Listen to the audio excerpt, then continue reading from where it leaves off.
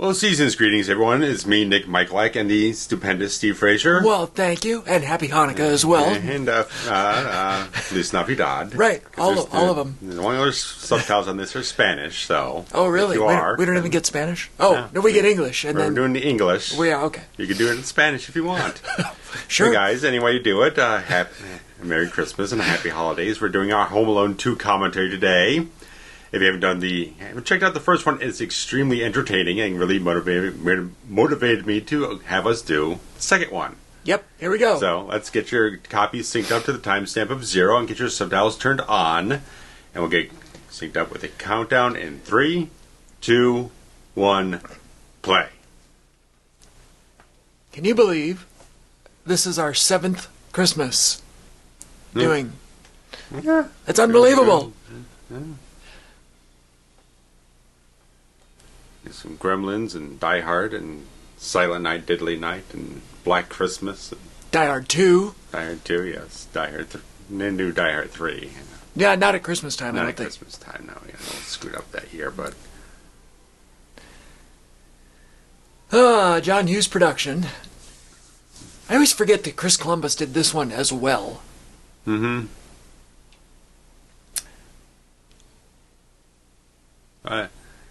Well, I was trying to pour through like trivia and stuff like that. There's like no real antidotes or anything about this one. There's almost like nothing documented. No one really talks about this one a whole lot. And of course, they haven't given a 4K upgrade yet either. Could it maybe be because it's just kind of an okay movie? Yeah, I mean, I read one trivia thing which I would need some corroboration on, saying like, oh, Chris Columbus said in interviews he thinks that the second one's better than the first one. Shut up! I need a freaking audio bite to verify that one. I'm not taking that off of someone typing it up on a fucking IMDb page. Yeah, that's thin. Yeah, we got Tim Curry. Well, right. Holidays with Tim Curry. That's a good time. Absolutely. Brenda Fricker. I forgot that, well, we'll talk about her in a minute. John Williams returning. Yes. Well, this is the same song, I believe. Oh, yeah. Right? Same theme.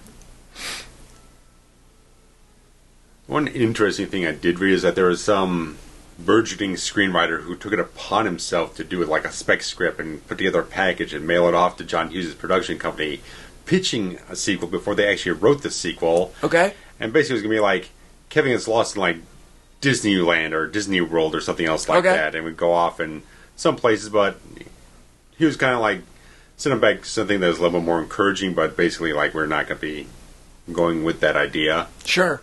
But so one of my biggest problems with this movie is that it is very much the exact same movie. Yeah. It's just so, I mean, just from this opening shot, you feel like you're watching the first film all over again. Right. And it only came out, what, 1 year later? 2 years. Oh, it was 2 years. 2 years. Well, even, like, Kieran Culkin here doesn't even look that much... No, he doesn't grow spurt no more. Not at all.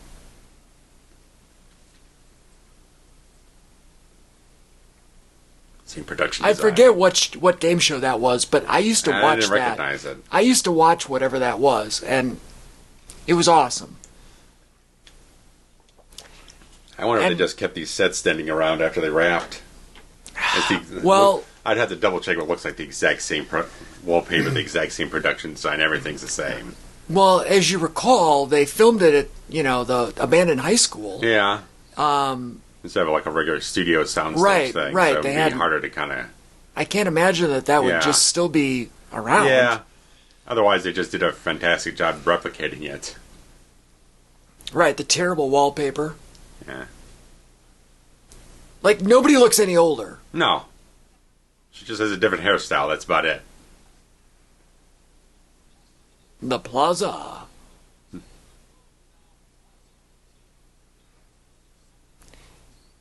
This is a hot new toy for Christmas that year, I'm sure. Well, it was the whole thing. Like, they just designed it for the film. They didn't plan to do anything with it, but then whatever toy, I think it was Tiger Electronics, decided, like, we're just going to, well, it's so popular, it's in demand, we'll just do it. We'll just make it? Yeah. Yeah.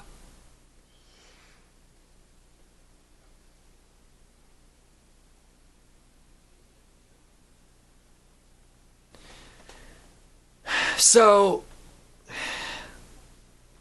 he unplugs the thing. All right. Yeah. It's telegraphed. You know exactly what's going to happen. The one alarm that 30 people are relying on is that one? Yeah, it's a little thin. Thin. Thin. You're telling me thin ice. that the grumpy uncle isn't going to, like... have his own buzzer? Right, exactly. Speaking of... This... It's more terrible wallpaper in here with the swans. Swan.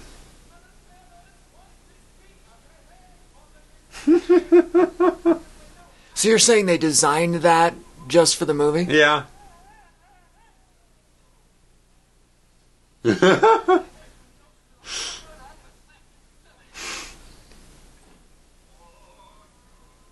was a little ahead of its time, calling him a pervert. Right? Don't you think?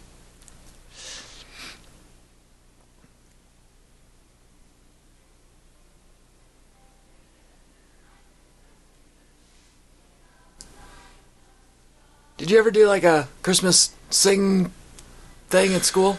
I think we did. I think we did like a production of The Grinch or something. Okay. Only thing I remember, there was one time, I think it was like 4th grade. I didn't want to be part of it. I had to stick a whole bunch of mousse in my hair for some goddamn part, and just like I just had no fun. Oh, I loved it.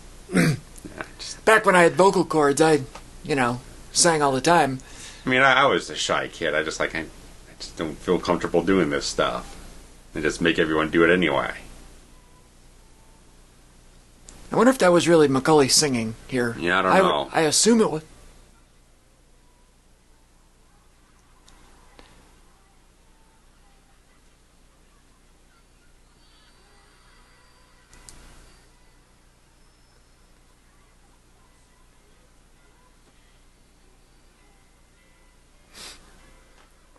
What a dick move. Feels like any other situation, a teacher would come up and just pull them right off the stage. Well, right. You feel like somebody would come get them, and then there's this. Yeah. And now somebody's got a broken arm. Teacher gets clobbered. Now she's concussed. I mean, that's a great bump she just took there. It's not his fault. How anybody could get mad. The dick. Right, how anybody could get mad at that kid, I have no I don't idea. know. And then he goes on to put on a performance of a lifetime here with his apology that holds no merit, in my opinion. Yeah, this place is out of control. The production design again. Yeah, it's look at that chair. I mean, the McAllisters have no taste whatsoever. No. Or Got just an overflowing of taste where they just can't crinkle in zero it down.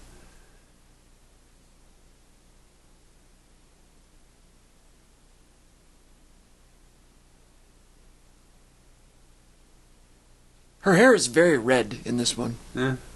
I don't remember it being that red in the first film. Maybe it was a shade darker. Kieran Culkin is a national treasure. I love that dude.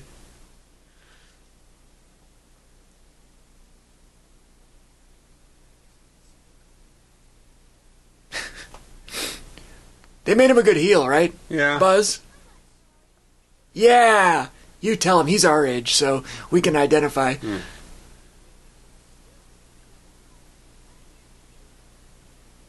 Look at the dog statue. Like, who's got a ceramic, concrete, whatever dog? Usually they're like a umbrella holder or something, hollowed out in the back.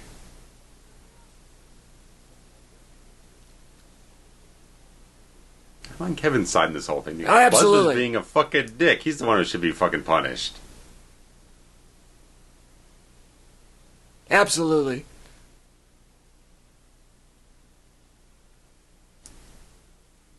And why is it that the uncle gets away with just being a cocksucker the entire movie? The whole time. He just and like nobody goes. I don't remember ass. which family member if it's like her brother or his brother or maybe it's the one. I don't remember the exact. I never caught that. But don't you think that one of them would be like, "Hey, by the way, let me parent my kid"? Right. Sure.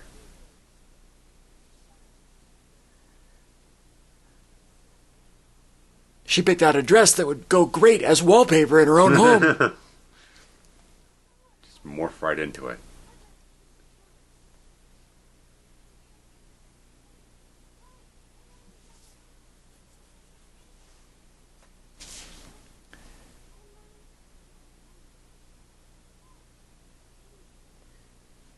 We have the same premise where he makes a threat that comes true. Right.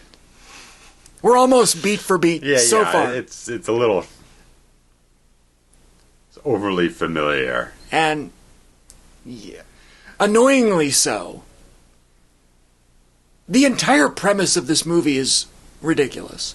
Sure. And I'm not saying that I don't enjoy it and I don't have fun watching it, but it is so incredibly far-fetched that I don't know. I kind of get taken out of it.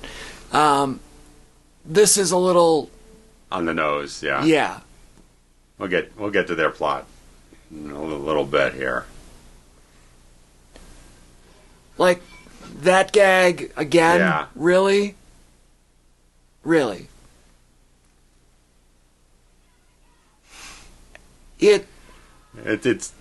It's so it's eye rolling. Self-aware, It's eye rolling. It's just yeah. You don't have to make it that fucking replicated.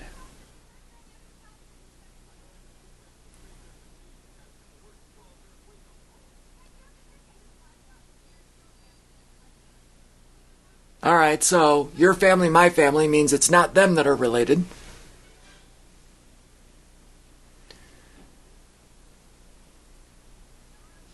So this is back in the era where a plane ticket was a plane ticket. Yeah. It wasn't even assigned to a person. Like you literally just had a ticket on the plane. Mm-hmm.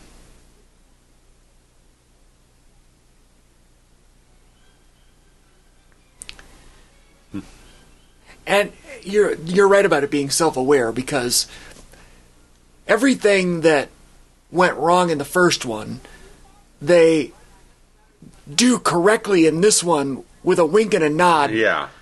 To say, oh, we're not going to do it exactly the same. Yeah.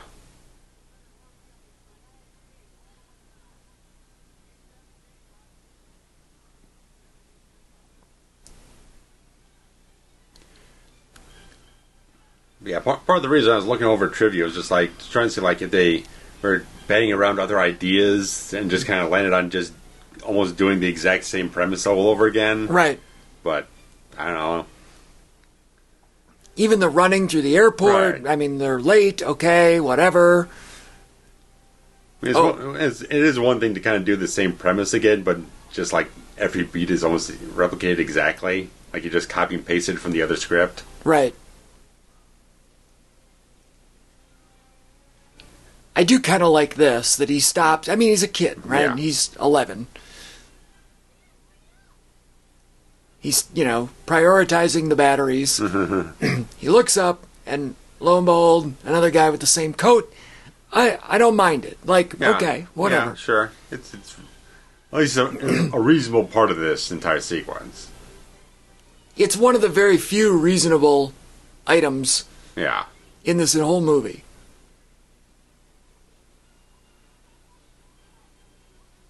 So many of these passengers have perfectly wrapped packages. Yeah, it's a little... I don't know. I think there are still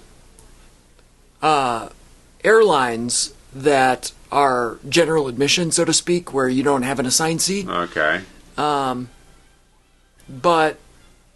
I feel like maybe Southwest is like that. But they clearly are at O'Hare and American Airlines. And here's another reasonable thing where he knocks all the boarding passes out.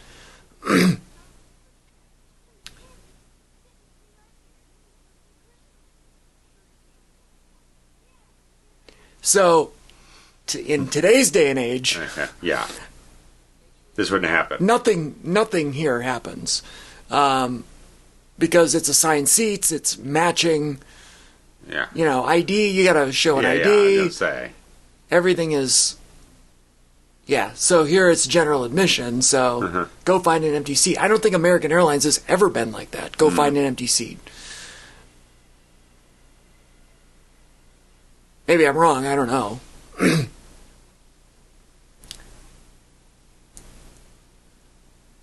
I also feel like it would have been overbooked, and now somebody doesn't have a seat because the kid's taking one of his, Yeah. It's full plus one. Yeah.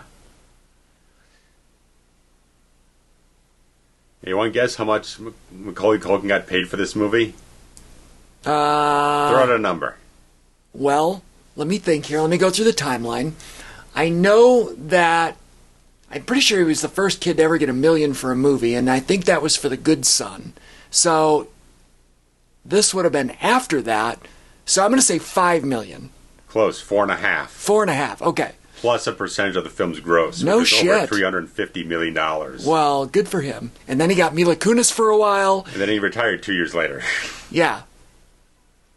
I'm pretty sure the success of Home Alone, I'm doing this by memory. If my memory is correct, his dad was acting like as his agent. Yeah.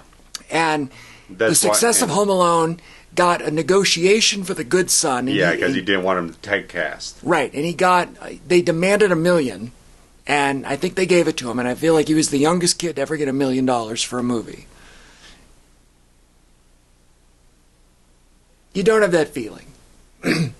Although, what kind of parent doesn't account for all the kids on the airplane? Like, we're all, now granted they're in first class, okay, whatever. Sure, yeah. But still, like, they're very haphazard.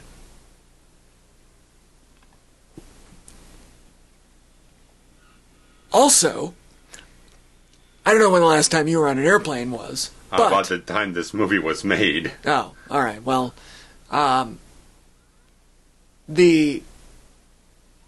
once you get up in the air, the pilot comes on and says, "Thank you for flying nonstop service from Chicago O'Hare to Miami Airport." Sure, yeah. We're how long? And right, we're going to be in the air for about this long. Right, the weather's going to be this. Yeah. Sure, okay. At some point, he would have heard, we're going to New York City.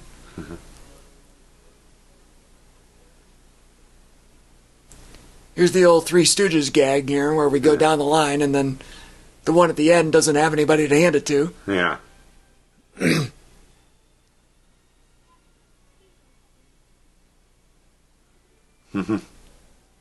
That's a couple old Jews.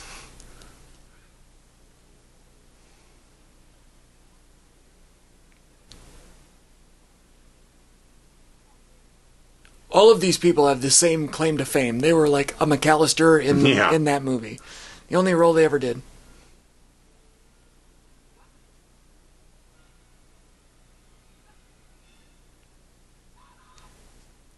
Yeah, I don't buy that. Yeah. It's just a little, again, it's so, I don't know, but that's a beautiful shot there. Yeah. I just saw Catherine O'Hara. She was in some kind of commercial for like a chase cart or whatnot. She still looks fantastic. She had a resurgence, I think, with Schitt's Creek. And everybody fell in love with her all of a sudden. Like, they didn't know who she was. Come on. Wake up already.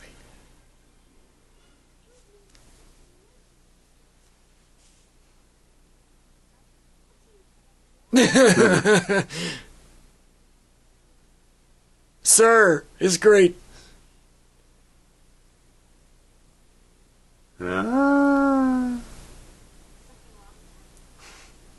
She looks familiar. I don't know.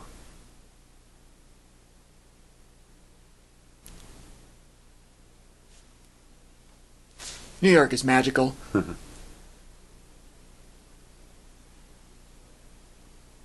As we're recording this, I'm going to New York City in 2 months.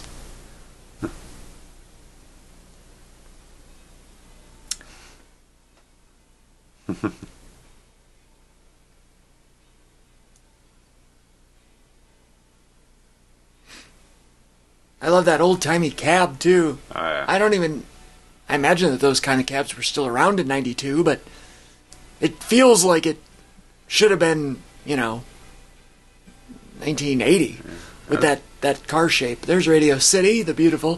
The NBC would be right on the right side. I was going to say, that was a hell of a chopper shot, pushing it on him when he's in the cab. That's a hell of a shot to do. None of these locations are anywhere close to each other. Yeah, they're fucking miles apart. This is, forever away from downtown, where he was a minute ago. So this is a little uncomfortable. Apparently after 9/11 they did edit this section out of the film for broadcast and everything. Okay, that makes sense. Right, so, famously 9/11 happens and these two buildings are destroyed. And, normally stuff like that doesn't really bother me, but when I was watching this, I just felt a little creepy. And can you imagine how Macaulay Culkin feels? Like, on 9/11? That's a private photo, private shoot here, right? Yeah. Like, they don't just let the public up there. Yeah, it's a helipad and everything up there. Right, they let an actor up there to film a scene in a movie, and he's one of, literally a handful of people in the world that have ever been up there. I'm sure. So, that, I don't know, it just kind of gives me the heebie-jeebies a little bit. Yeah.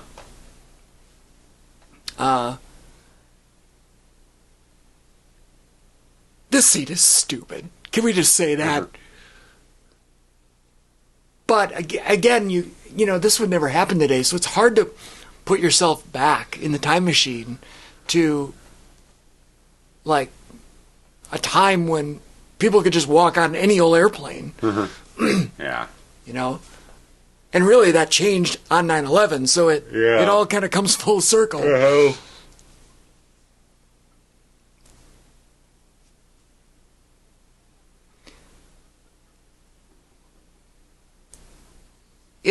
They're a little too comical about the whole thing. Yeah.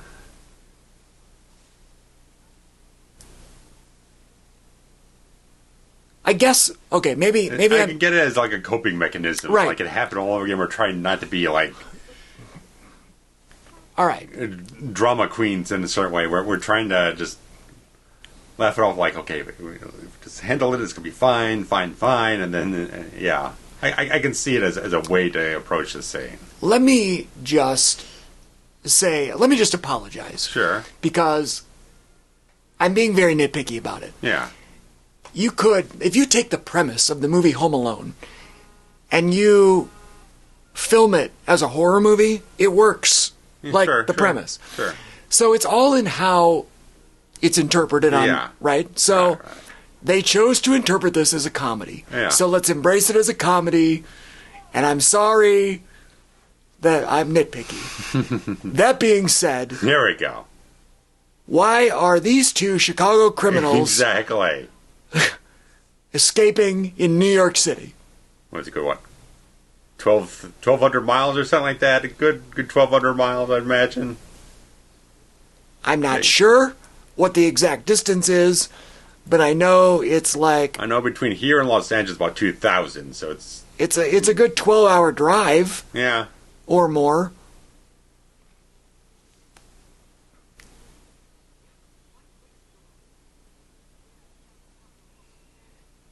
I just don't understand... why they're here. Yeah.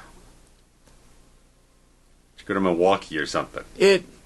Well, yeah. Something clear nearby from where you were. Yeah, like what? They didn't get on a train. Right. Yeah. The Sticky Bandits.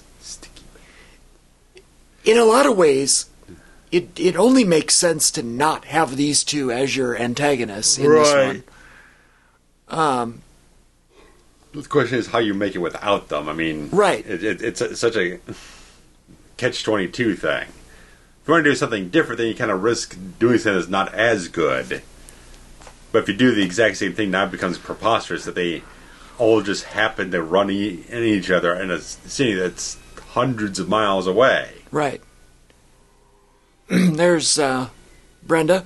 Mm-hmm. By the way, she is our old man Marley of this movie. Yeah, sadly. Again, like the exact same scenario. Right.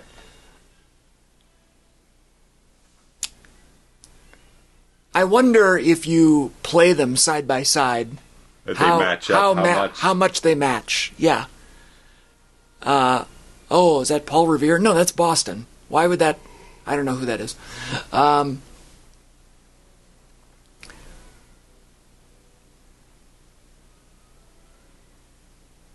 Meanwhile, we have a city full of millions of people. Over 1 million people. 1 million people. And they're in the same freaking crosswalk. Why? Why are they even in the same town, let alone the same crosswalk on the same day?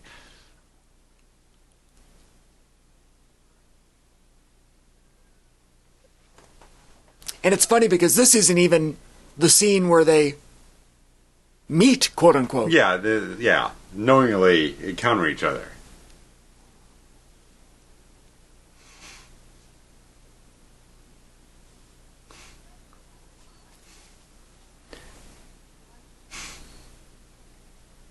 It would have made more sense for them to like see him as the passenger in a cab, or just I don't know, a little bit more happenstance.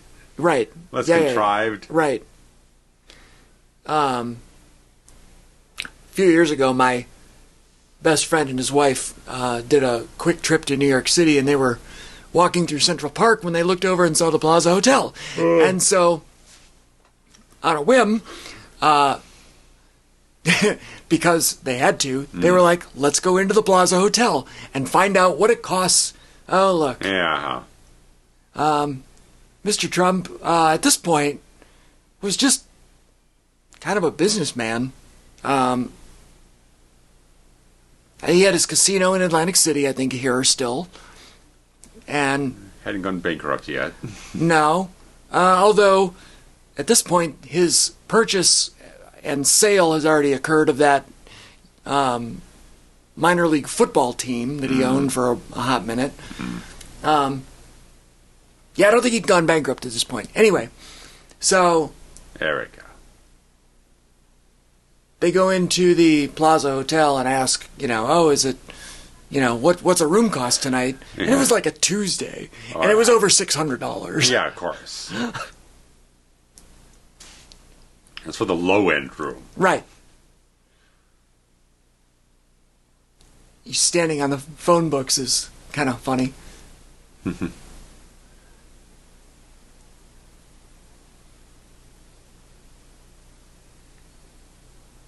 The father. He just slows it down. It's very ingenious, I guess.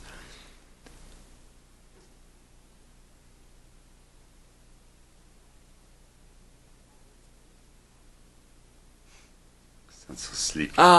Makes it sound sleepy. At no point did he mention when he was staying, right? Right. You don't just make the thing and then walk in there 2 seconds later.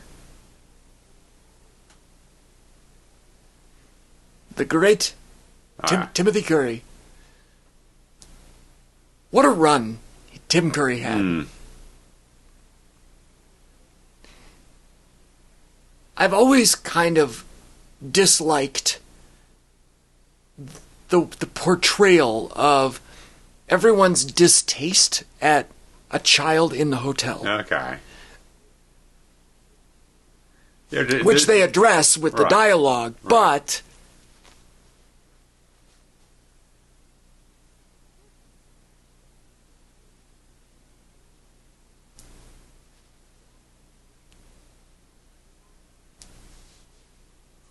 they wrote the character very consistent here. Yeah. Like, For example, this would be the equivalent of his scene at the grocery store. Right. Where he says, I'm a kid. Do you think I'd go shopping all by myself? Right. It's literally the same movie. Right. That's why I was a little hesitant on doing the commentary. It's like, here and there. You're going to hear that from us a lot in this. But that's all right. We're going to have fun.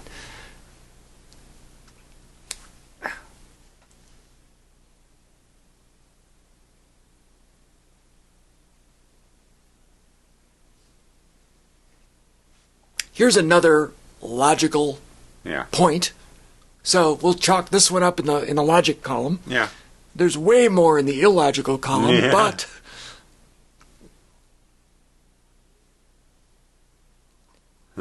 are you sure about that? I remember all the time they had to imprint it and everything. Yeah, the old. They even put it in a freaking machine. This may have been the first movie role of Rob Schneider. I don't know. I'm trying to think. Yeah, I don't know. But, man, Tim Curry had such a great run.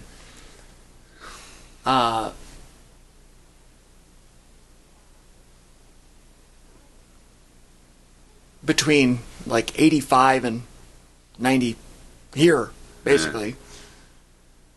I mean, the interesting thing had been right around the time when he was almost getting cast as the Joker on the Batman animated series. Okay. There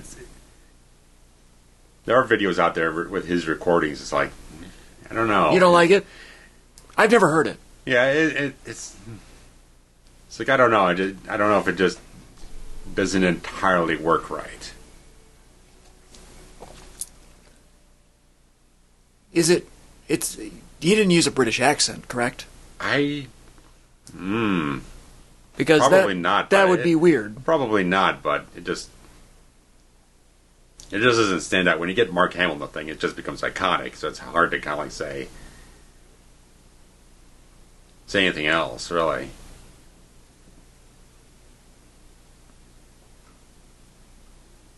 You know, pay a whole ton. You know, pay $20 a cookie on that thing, kid. I want to say, in like maybe it's in Vegas at some of the swankier hotels that the minibars weighted, and that's how they know. It will electronically detect when you've removed something, and it will charge you a ton of money for it. I think going to a concert is expensive for beverages, just you wait. Right. Yeah, $10 can of soda or something. And it's not a full can; it's like a half. Oh, the little 8-ounce, the minis. And get no full thing, man. Fruit Stripe. Were you a Fruit Stripe guy? No. No.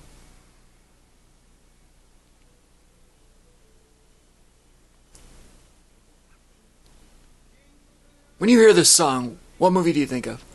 Probably this. I guess maybe this one. You think of this? I don't know. I think Lethal Weapon. Okay.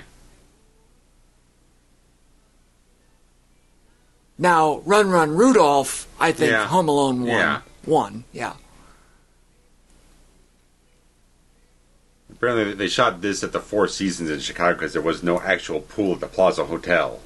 That makes sense. There's actually quite a bit of this movie that's filmed in Chicago. Yeah. Yeah. I like that he asked permission if he could cannonball.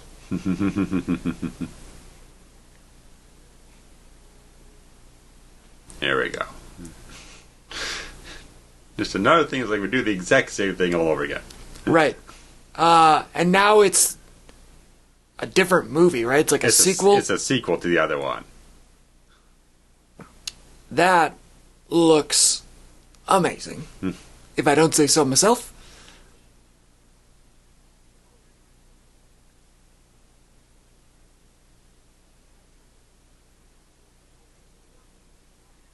These are actually really great. I don't know who they found to make those, but they're tremendous. That actor, whoever it is. Oh yeah. That guy. He's, in that same ballpark as like a Robert Loggia. Oh yeah. Or what was the other one? You know the other one. Anyway.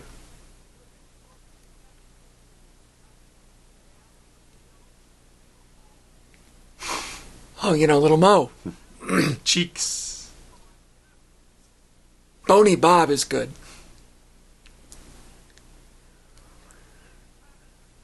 Let's see, Muttville Massacre. Yeah, I'm curious what Muttville Massacre is. I like that they made the sequel title Angels with Even Lustier Souls.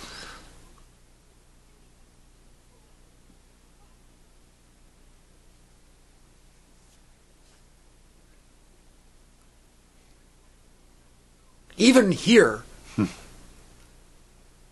like what I was saying about how they go right to the edge of what they did last time and then change it just a smidge.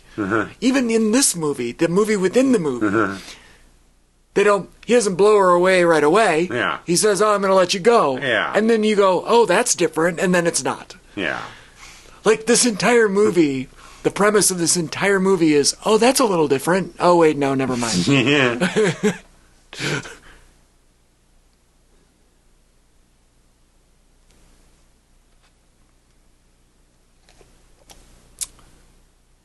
I've never been to the Empire State Building or the Chrysler Building or the Plaza Hotel. I've never been to any of them. Maybe on my trip coming up I can convince my traveling companion that we need to go visit one of those.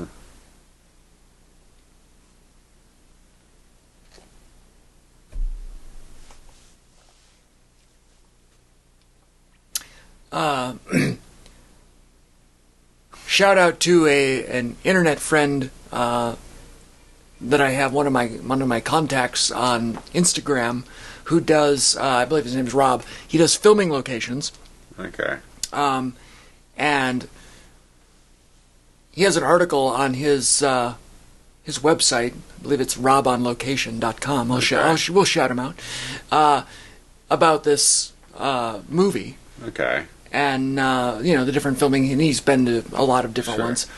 And when I was watching this last, I pulled up his article because I thought, oh, that's interesting. And this section of the Plaza Hotel, according to his article, is now private residences, including this particular suite.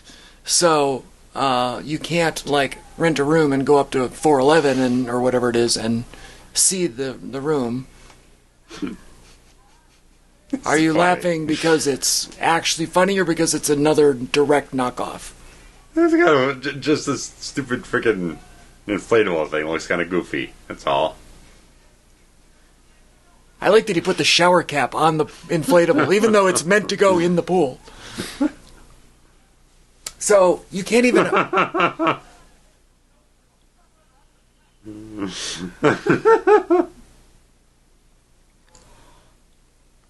That's so good. He's got his best butler clue persona. Wadsworth. Yeah, it's an extension of the same character. Even the lobby portion, the front desk area, is now part of the private residences in the plaza. Okay. So you can't even see that. It's been rearranged a little bit. Worst fucking Miami weather ever. Yeah, no kidding.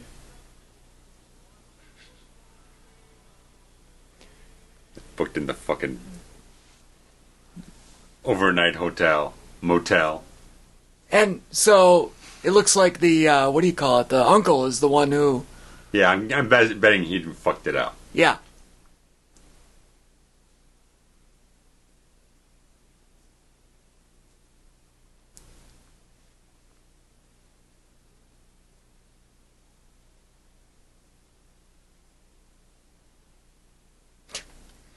What a giant family.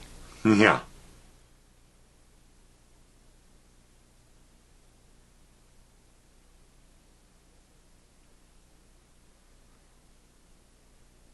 I'm still very curious what Mr. McAllister does for a living. Sure. That he affords all this shit. Right. That home in Winnetka. No. The plane tickets for whatever, 14 people, whatever it is. Hotel accommodations. Yes. a wallet full of hundies. Yeah.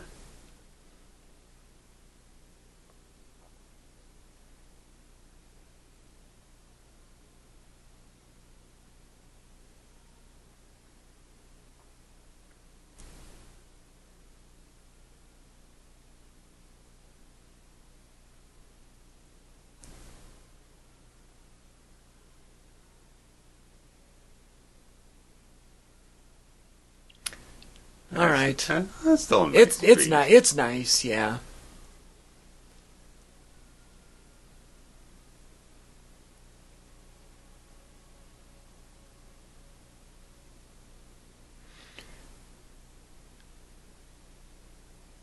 Don't you think though that they would do the same thing where they immediately turn around and fly home? Well, by this point, they've got to know where he is by checking the credit cards. So all you got to do is call up the company and say, hey, there's been charges to this, that, and the other thing. Well, I know they said they were going to do that, but they haven't learned where he is yet, right? No. They didn't say... That hasn't been established in the story yet, but I'm just saying, shouldn't they just be able to just call up who the credit card companies are and just find out where the recent charges are? I know the cop said that. I don't know if it was as easy back then as it is now. Saying, I mean, I don't know.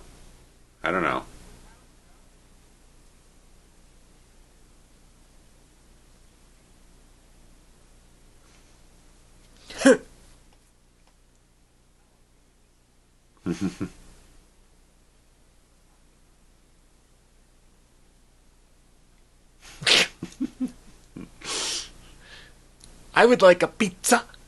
It's delightful.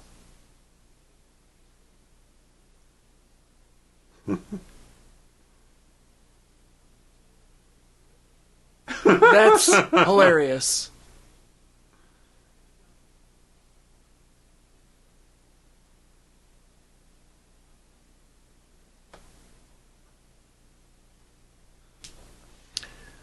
I'm still kind of sad. I mentioned recently that I watched the documentary about the making of the 1990 It miniseries. Yeah. And Tim Curry was a big get for that documentary. Yeah. I think they did 2 different interviews with him. And, he's in poor health. He's had a stroke, at least 1 stroke. Yeah. So he doesn't, he looks old. I mean, he is old. Yeah. He's got partial facial paralysis. Yeah. But he's still coherent, Right. And you're just not the zeal that he had before. Yeah, it's kind of sad, just to see the guy in poor health. And yeah.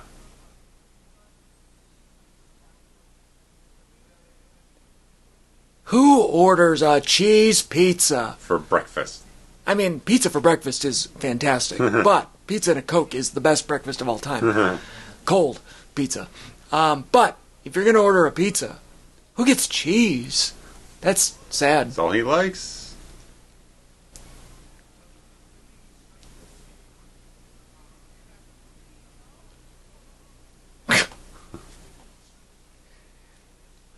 This thing always pissed me off. So,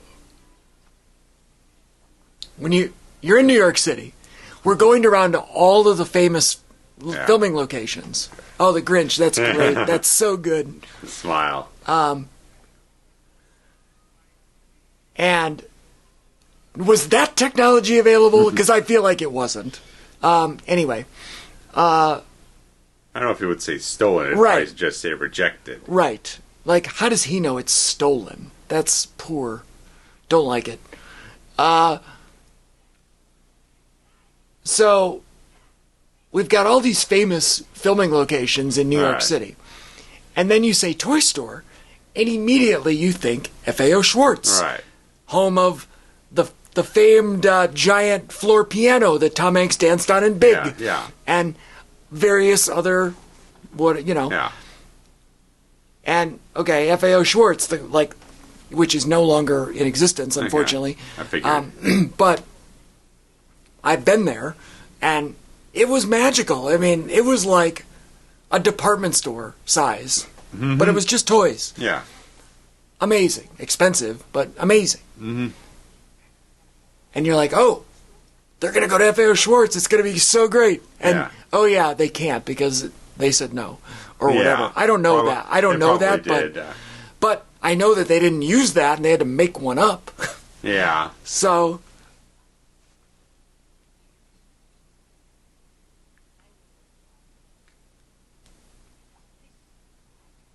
I like that the Sticky Bandits are just, he's just literally grabbing shit off of... Yeah. Off of whoever's... And nobody's saying anything. Yeah, right.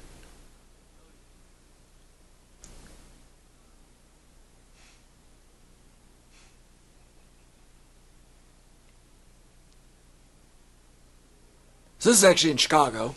Okay. Which I knew... that this wasn't in New York City. This is actually the Rookery Building. Okay. In downtown Chicago, which the Rookery Building, for anyone who loves Chicago architecture, knows that, well, maybe they don't, but the Rookery Building was the office of Burnham back in the 1800s, who basically is the grandfather of all skyscrapers. Okay. The skyscraper was invented in Chicago, and this building was one of the very first, if not the very first, because it's like 8 stories tall. And Chicago, for those who don't live here, is kind of a swamp. And they had to figure out how to build a building taller than, 4 floors that didn't sink into the ground. Sure, yeah.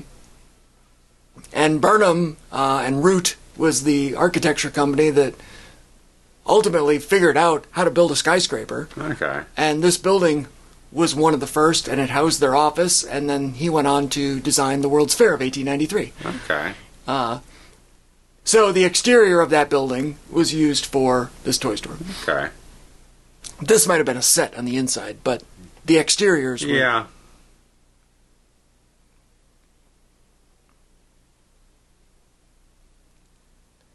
Is it necessary for them to be in the miniature house as their office, so to speak, on this caper? Yeah, it's just the fact they need someplace to hide until the place closes and ransack it I guess afterward. that actually looked like Chris Columbus there, off to the right. I don't know if it was, but it looked like him.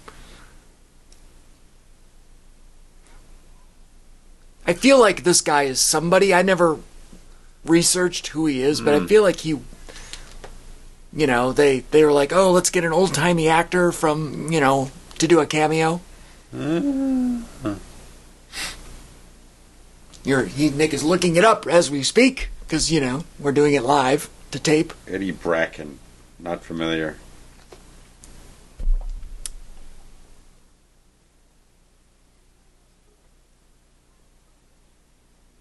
Just looks like a more or less a standard actor. Just a regular old actor, eh? I think so, yeah.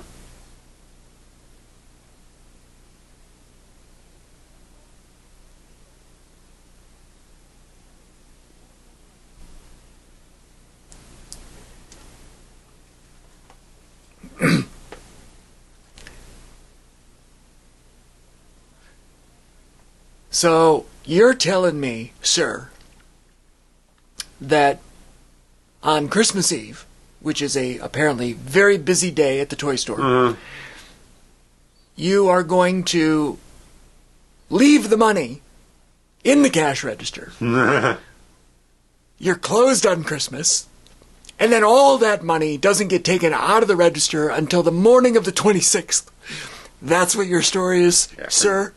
For a pair of us who know retail very well, it all gets packed away in the vault at the end of the day. That's correct.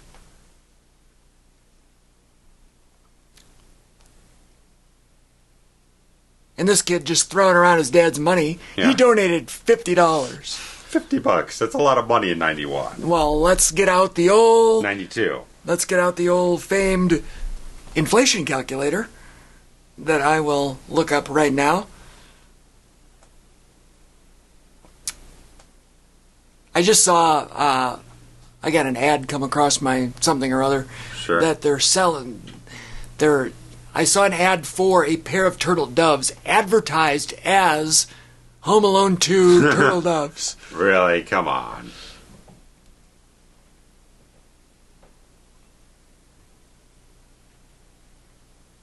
It's a nice sentiment. Sure. Okay. 1992, $50. 30 years later.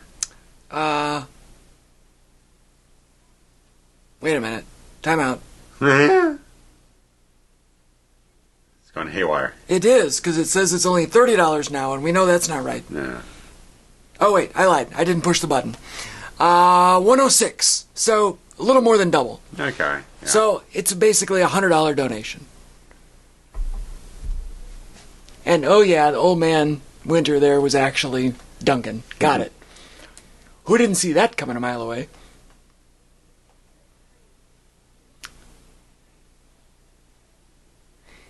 I guess this is a slightly different variation from the first movie. A little bit. Because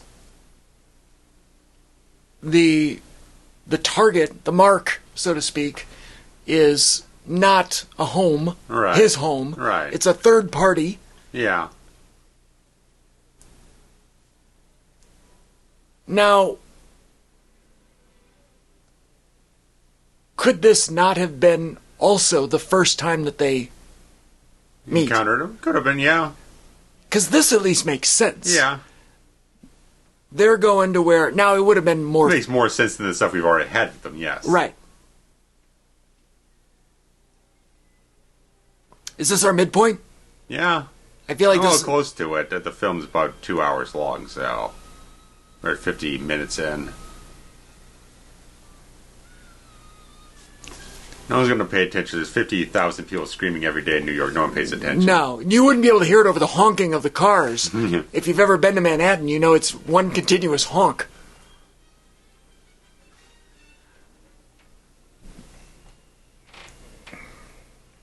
It is definitely the thing. It feels like it's a much slower pace on this thing. It's not as snappy as the first one is. Yeah, I would agree. There's not as much humor going on. I would agree. And I believe this is also Chicago.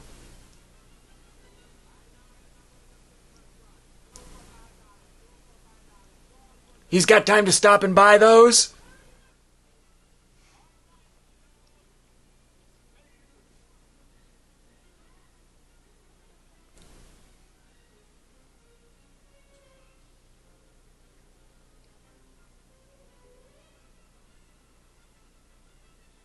Yeah, this just feels like Chicago to me, but maybe not. Yeah, I'm just trying to pick up something that looks familiar. I don't know. 58th Street? I don't know. That could be New York. If it says 58th Street. Yeah, it did say that. All right. They are very similar in nature. Yeah. Parts of them. Come on. Seriously?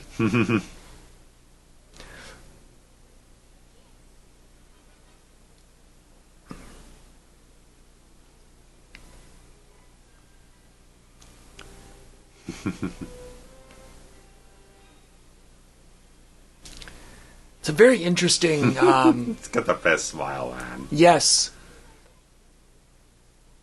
Because the mouth is very Pennywise in my, you know what I mean? Yeah,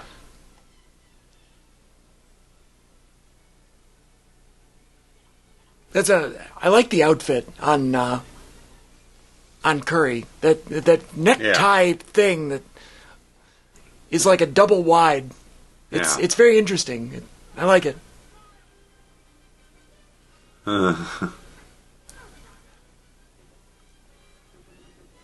Really? Yeah. That's a hell of a slide. Onto carpet, by the way. Yeah. I don't know if that works like that. Well, I think what I did read is that originally was all carpeting on there, but they pulled up a lot of it just to make it tile. They never refitted it back.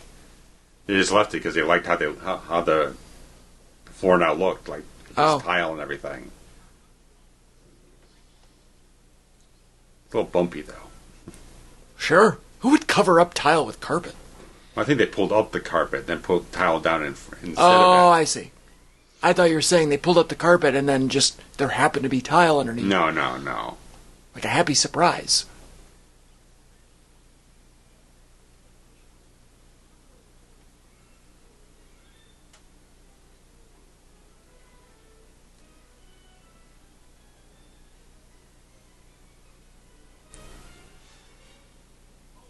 Now, he already had this cued. Yeah, of course.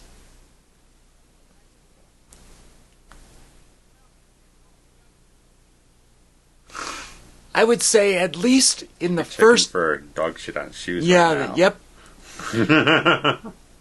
In the first film, he had the idea to use the video to get some free pizza, then kind of use it back again against the bandits. Right. Like he had it, you know. But this feels very impulsive. Yeah. There's no way that he could have planned on being chased into the... Right. That's a fun little gag. Oh, Cliff.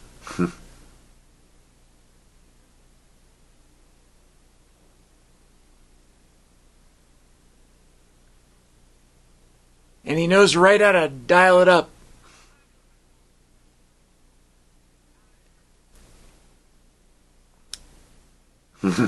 Tim Curry has some of the best facials. Oh, yeah.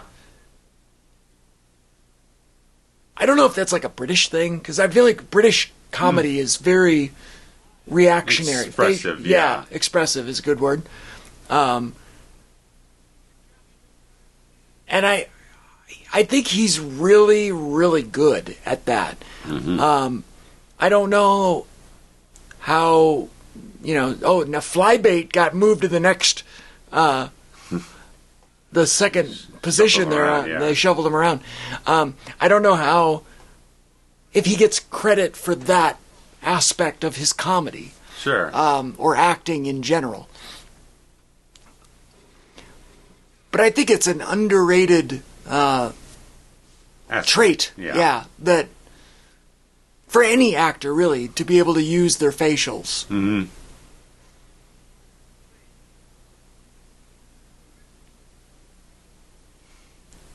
Again.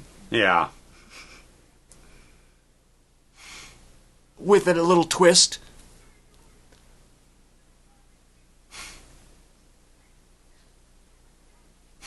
I don't think you could say that today. Oh, God, no.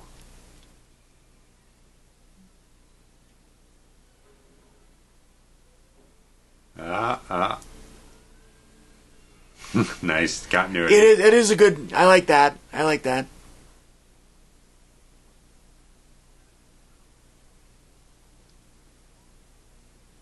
There's the famed, let's just slap a sign up so we can have any old alley be the Plaza Hotel. Flood Brothers, over there on the back there. So that leads me to believe that this is Chicago, because Flood Brothers is... it's a local waste management company. Yeah, waste management, and they still operate today. Flood Brothers is... They got an office not far from here. Now, see, that's kind of the fun stuff that I like to look for in a movie. Yeah.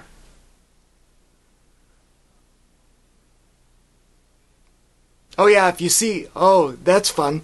On the side of the building there... Yeah, I saw there's a date for 2/10/91. Yep, and also it said State Street. Okay, so they're giving it away there. State Street being a famous road in Chicago, downtown. And now we're back in New York. It's nicely cut together. Oh, yeah. Like, you can't really tell unless you're looking for it. Yeah. Which we are, because we're in a position of... It happens to be the same woman all over again. Come on. Literally a city of 1 million people. Right.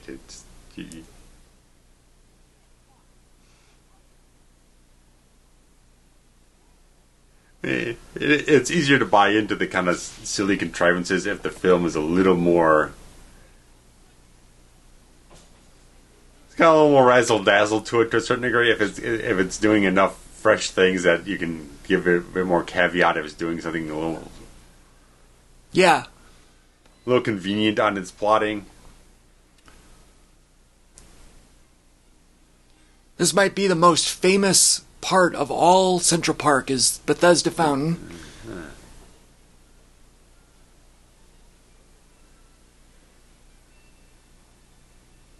Just jump on a handsome cab ride. Don't feed it beans. Don't feed it beans.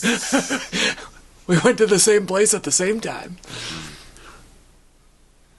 Rusty, I think his name was. I don't recall.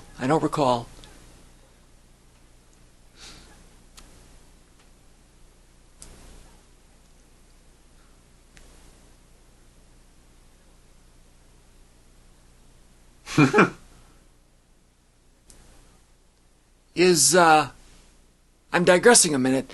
That famed episode of Seinfeld we just referenced, where Kramer becomes the hansom cab driver, is that the same episode in which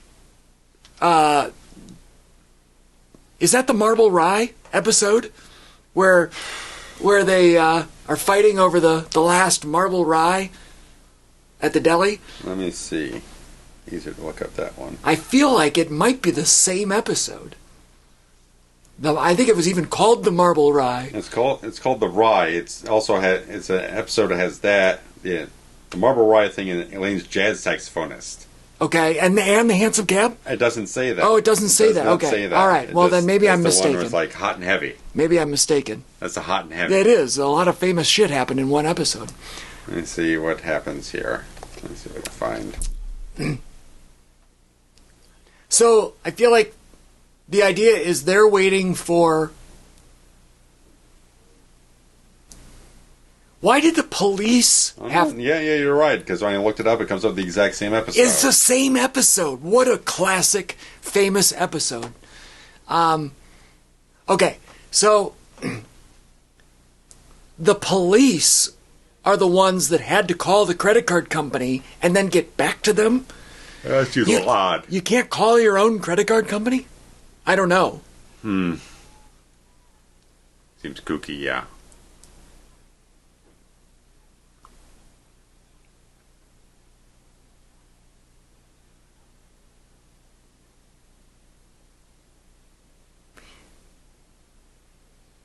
This house never set right with me. It just 100%. There's one thing renovating. It's like it looks like it's a fucking derelict burnout place. Like backdraft just happened here or something. Right. It's ridiculous. This is it's like a tenement somewhere. Right. If I'm not mistaken, according to my friend's blog, I think that street is like a backlot in L.A. or something. Yeah, they did the backlot for this. So, yeah, the outside, even the outside, just looks crappier. Like, they're not renovating his postage stamp of the bill of the block on the outside. Right. And this is gutting the place. Right, this isn't renovating. You're right. This is backdraft happened here, and now Beverly Hills Cop 2 is like a Beverly Hills building inspector. It's supposed to be a donut. Right. Got to want any right angles on his house. Yeah. Put the bucket down. Yeah. I say put the bucket down all the time. At work, everywhere. Nobody knows what I'm talking about. Basically, I just want work stoppage, and I just yell, put the bucket down. Everyone's like, what are you talking about, sir?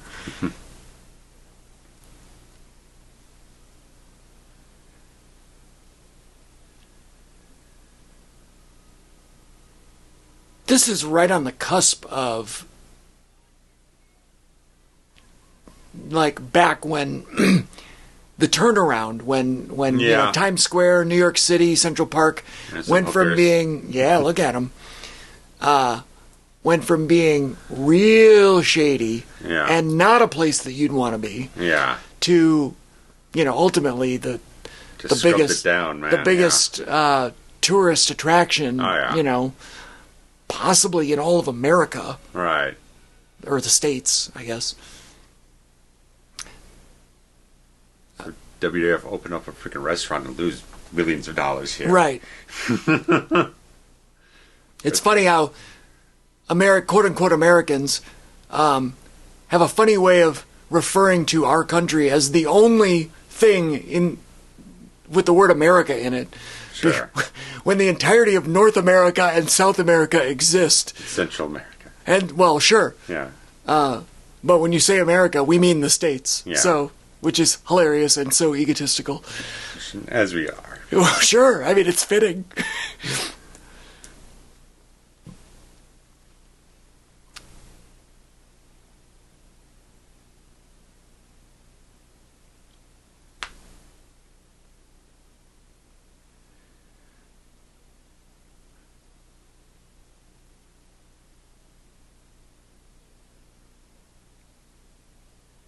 There's one thing they got right in this movie is there are an ass load of pigeons in New York City.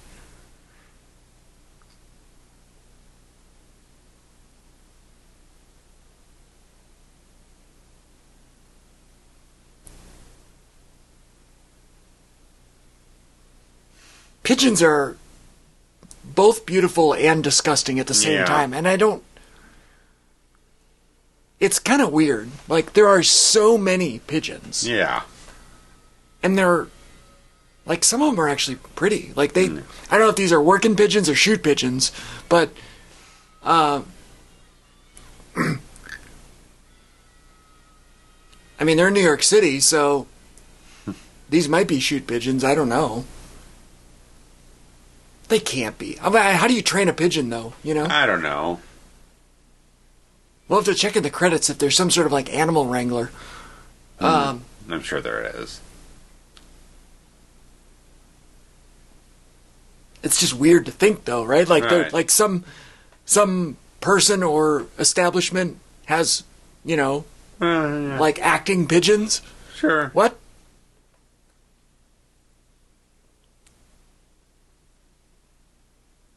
So this is the great Brenda Fricker. Okay. Who, maybe not fresh off, but recently, at this time, was an Academy Award winner. Okay, for which? She won Best Supporting Actress for My Left Foot in 1989, starring the greatest living actor currently, Daniel Day-Lewis, who won his first of 3 Academy Awards for playing the lead in My Left Foot, which... is set in Ireland, and she's Irish. Okay. I think she plays his mother. I think. It's been so long since I've seen My Left Foot. But anyway, she won the Academy Award for Best Supporting Actress for that movie, and so she was kind of a big name at this point in life, because that was only a couple years removed.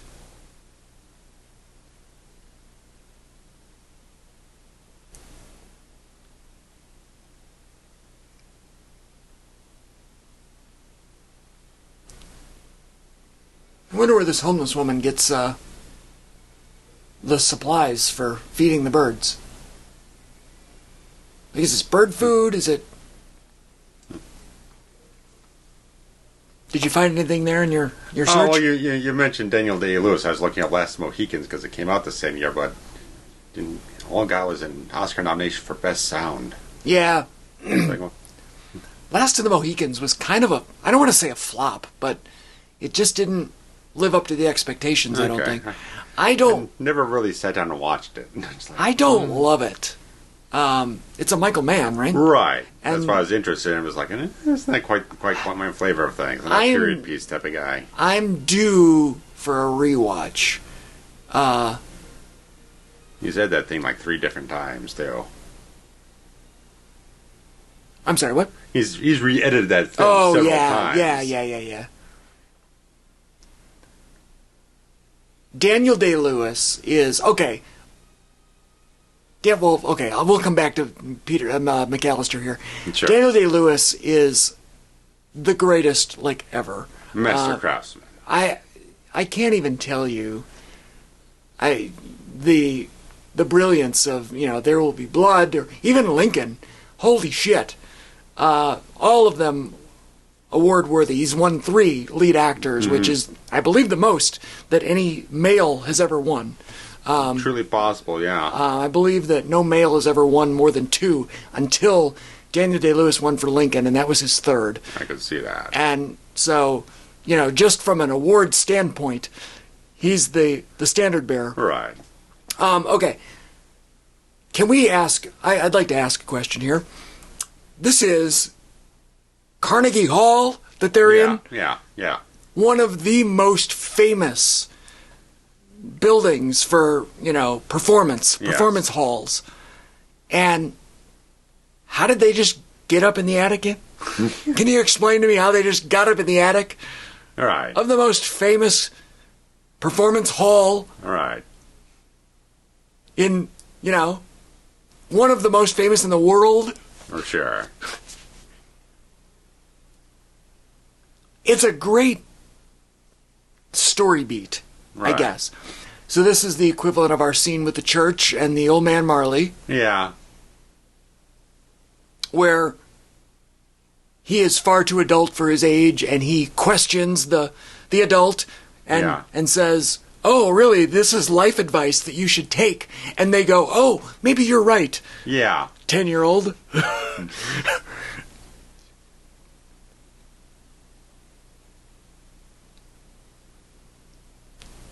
It's a nice beat, like you would say. Right.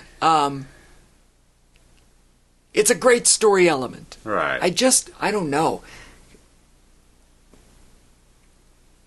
I can forgive a few copycats here and there, but we're bordering on ridiculous amount, and we haven't even gotten to the goddamn sticky bandits. The pratfalls, yeah.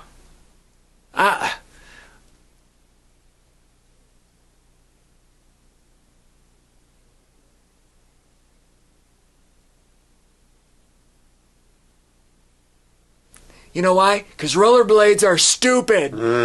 Quads for life, baby. If you don't have four wheels in a box shape, you don't belong on them. Sorry, I grew up with a roller rink. Even they had blades that just got, stink face. I know they were very popular. Blades were so popular in the early 90s. Yeah. I can't do it. To me, it's an ice skate with wheels. Right. No. Quads for life. I'm very passionate about my roller skating.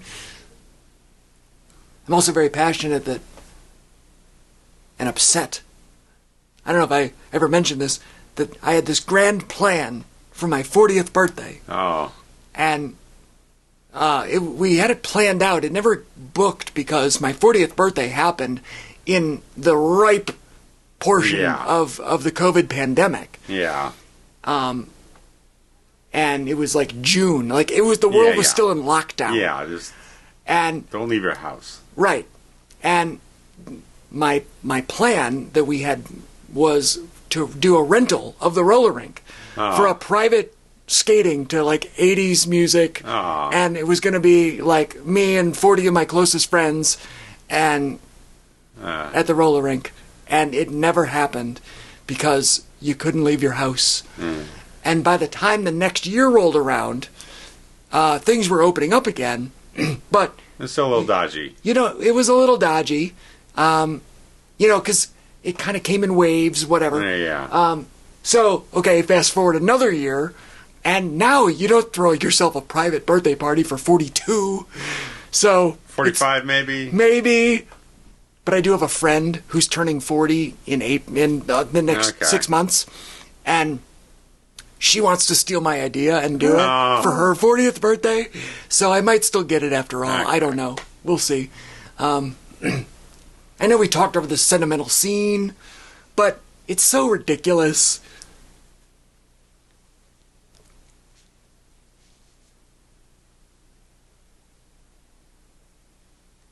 I don't know.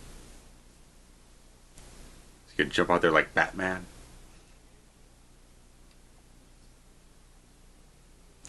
It's a city of 1 million people and you don't live here. I won't forget to remember you is a good line, though, I will say.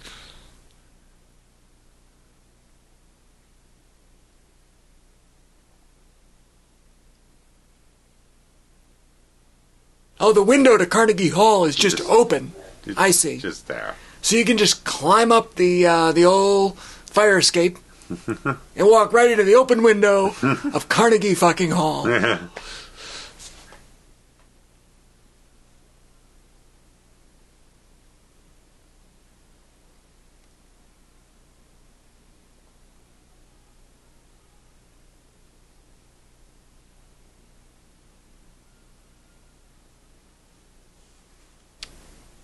Do you know how far away this is from where he just was?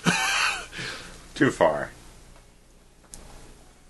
They really tug at the heartstrings, though, right? When they've got this sick kids and right charity donations, and we're robbing the charity, and we got the homeless woman, and I don't know. It's just.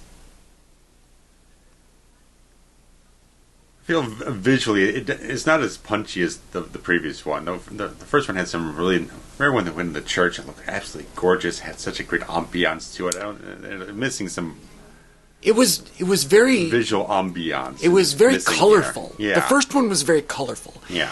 Now, I do think that some of that has to do with the fact that the main setting was the home. Yeah. That was set dressed to high heaven. Right. And there were a lot on the streets in this right, one. There's a lot of exterior shoot. And the interiors, at least in this section of the movie, are going to be really drab. Are in a drab abandoned building. Right. He's climbing up the chute here like Daniel Harris in Halloween 5. And there's just blueprints around and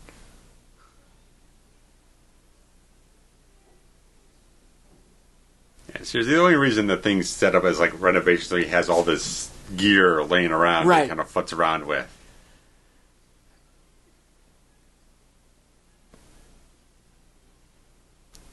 Yeah, I don't know. It's just, it's so conveniently located. Yeah. And how does he know how to do all this shit? You know? In a way, I'd almost prefer it, even though you'd have to drag out all the stuff at the hotel. It'd be almost funnier if it's like the bandits have to keep clashing. Almost like a three-way thing. McAllister is kind of pitting like the bandits against the concierge and stuff like that. That actually kind of runs through the entire Plaza Hotel in a way. It wouldn't have to be the actual hotel, but to me, I remember watching this the first time that's exactly what I thought was going to happen. Right. And logically, anybody would leap to that conclusion because I don't feel like they did enough with Curry. We've set up the Plaza Hotel to almost be its own character in the movie. And now we've just kind of abandoned that idea to go to the actual abandoned home. Yeah.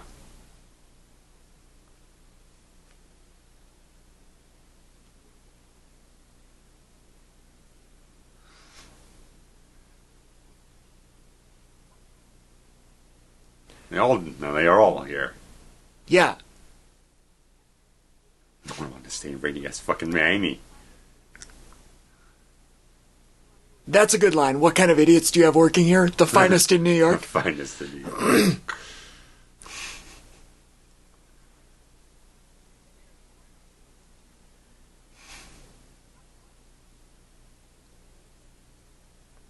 They do make a good point here. Right. This is a well-written scene. Yeah. We're going to chalk this one up for the logical column. Yes. I think we're up to 3. Wow.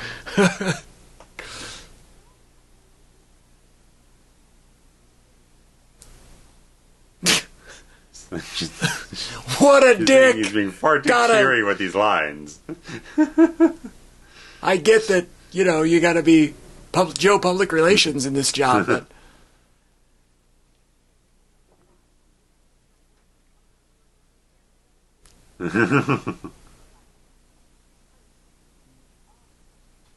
That's nice. Tremendous. Nice little twitch. This is they didn't use enough of a man. It's really an extension of the Wadsworth character, and I'm here. Enough, yeah. I'm here for it all day. Just more smarmy. Yeah, smarmy and pathetic. Smarmy Wadsworth. Yeah, I like it.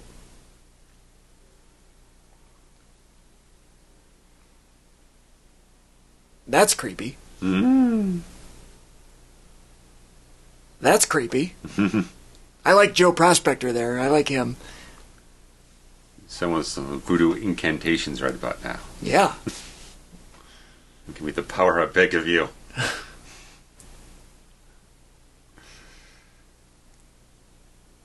Speaking of Chicago and Chucky. Do we have Puppet Marvin? That would be tremendous. Wet Bandits. Did you ever watch the Chucky TV series on Sci-Fi? I have not. I was kind of okay with it. Okay. I haven't watched season 2. I've watched season 1, and yeah, I don't know. I was down. Marvin Harry. I couldn't remember Harry. Happy Hanukkah, Marv.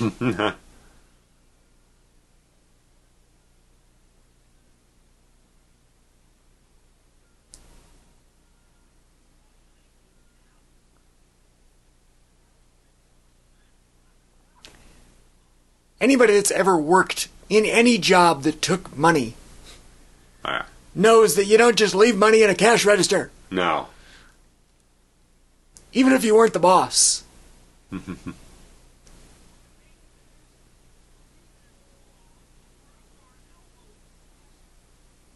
They're all singles.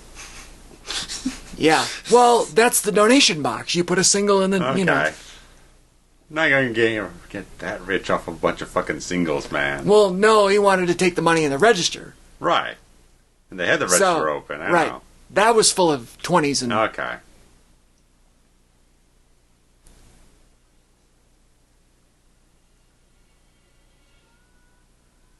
No. Just stop.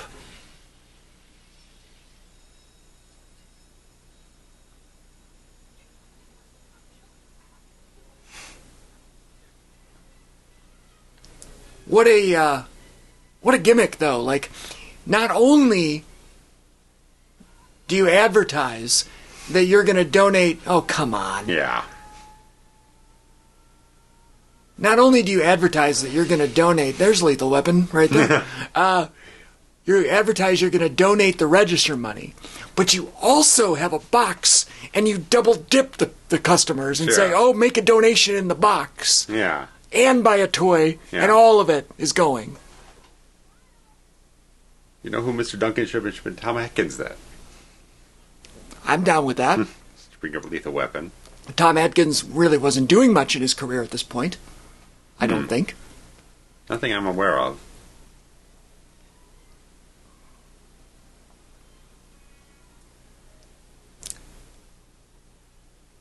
Now she makes the logical step to go there. Okay, that's a logic check. Yeah. Checkbox, okay. It would have been great if she fell victim to some of the some of the shit that went down. But they quickly write her off, and she goes, oh, nobody's home. She didn't check very hard, though, you know what I mean? No.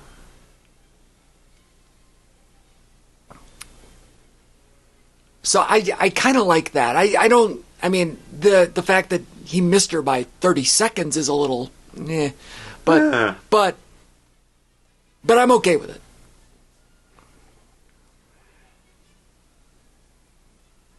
This, okay.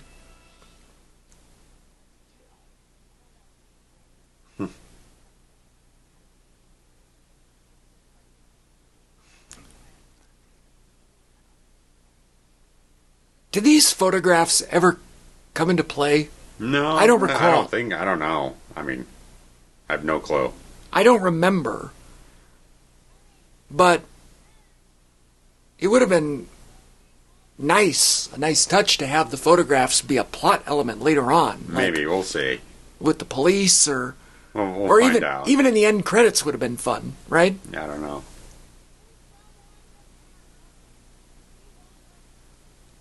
I guess that's the whole point here, is that he's using it as collateral or something. Right.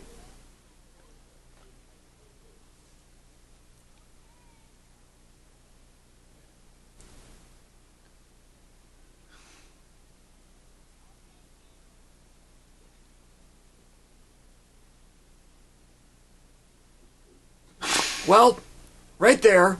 He's dead. He would have died. He cracked his skull open. He literally would have died.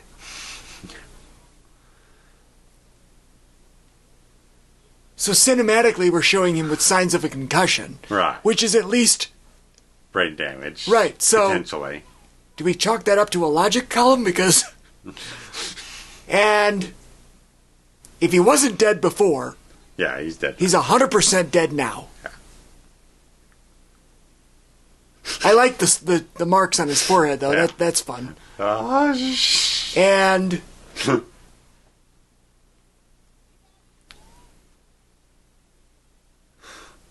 the zero compassion that he has for his partner is hilarious.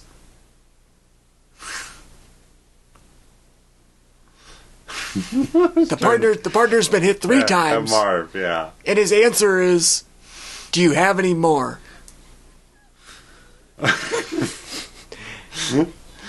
It's fun because Stern's so good at this comedy. Right. Yes. And he kicks him while he's down. Yeah.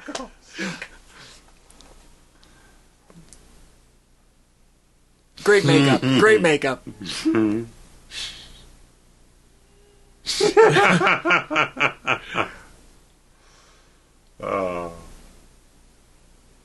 Well done. Stupid as shit, but well done. Yeah. Well done. Oh, he's baby giraffe in it here.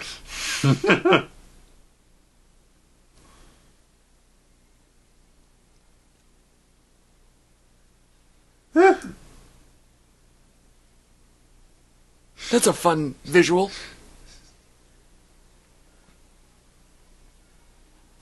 Oh, shit. Uh-oh. Is this how staple guns work?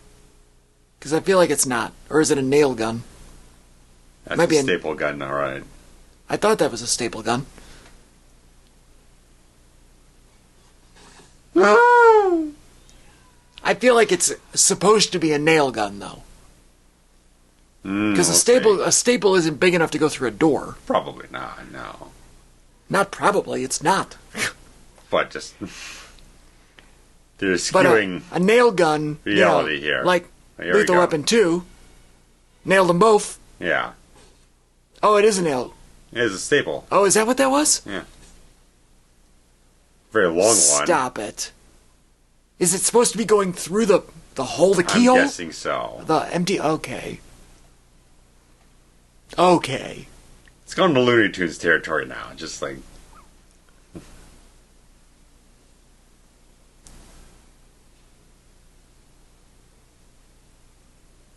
Oh, boy. The anticipation right here is tremendous. Oh, yeah. Because you're waiting to see what's going to happen. Oh. And that's awesome. That's exactly what you wanted out of life.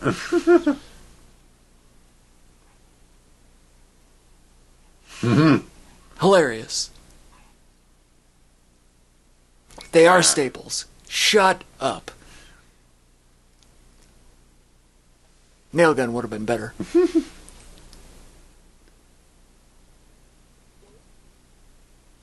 If you're selling me that it went through the open hole, I'm a little more open to the idea. Sure. This is dumb. The fact that he doesn't notice, even somebody with no peripheral vision can see that they're walking into a 7-foot hole in the floor. Yeah. It was, the length of the hole was bigger than the length of his body. Why are you laughing so much? It's not funny. Why are you laughing?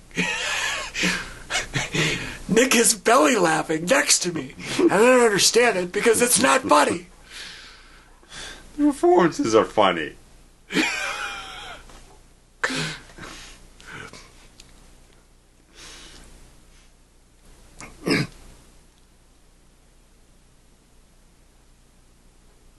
He really had time to do all this?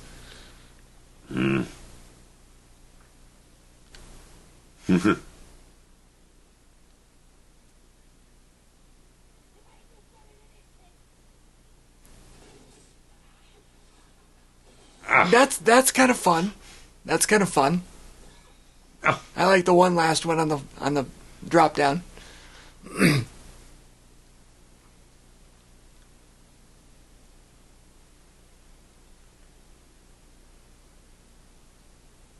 I don't know how they got separated again. Like, why would they choose to go to divide and conquer You know what I mean? Wouldn't... I don't know. Well, I know you don't know. You didn't write the movie. But if you and I were the Sticky Bandits... We're too smart to be the Sticky Bandits. True. But if we were the Sticky Bandits and we knew that Kevin McAllister was the one setting us up, why are you laughing?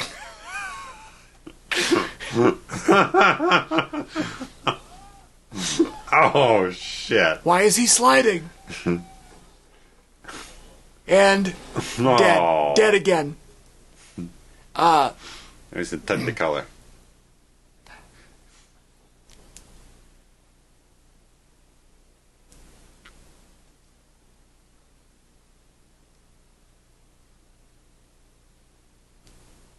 It's a good coat. Did he steal it? Is that what he was wearing when he went to prison? No, because you escape out of prison. You don't escape prison wearing the clothes you went in with. Sure.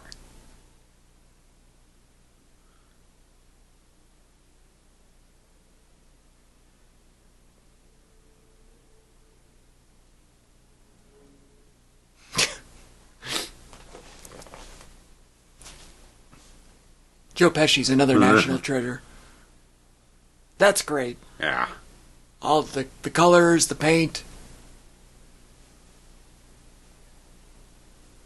That poor guy, Daniel Stern. Oh. Can you imagine after this day of shooting? No. What if... It's like Roddy Piper after WrestleMania 6. Well, at least this comes off. Well, you didn't have Andre the Giant and other guys stealing Ribbon your solution. Yeah.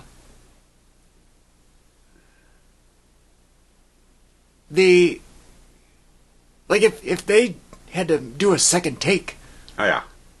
You gotta wash them down. Right. You gotta redo give it. Give them the hose. Give them the hose.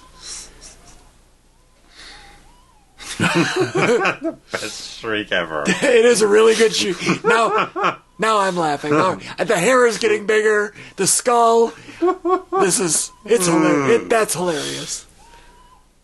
I'll give you that. That's fucking hilarious. The seizuring afterward.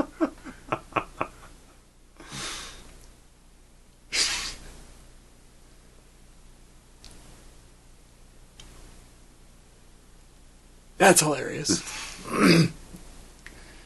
Gotta go all the way with it, man. Yeah, right. You can't go half-ass. No.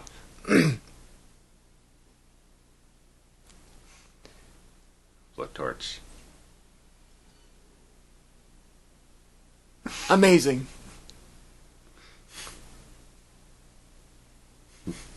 Tony Caesar? Yeah. It's right height. I mean, clearly this is Joe Pesci. Oh, yeah. Doing his own stunt. This probably isn't. Probably not him there. That's not. And kerosene in the toilet is outstanding. Yeah, that guy is way too tall. Yeah, no. Great makeup. Oh, yeah. Great hat.